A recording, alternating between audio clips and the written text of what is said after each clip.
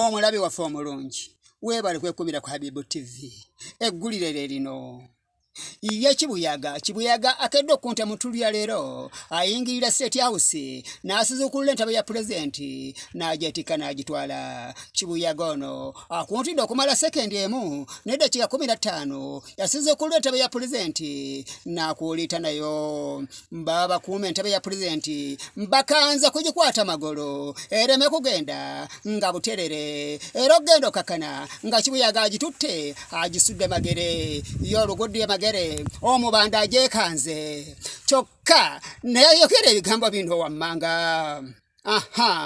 Kyenayagala edda Kibuyaga asudde entebe eno najagala dda. Omulabi waffe omulungi likinga, commentinga, sharinga n'omulala anyumirwe.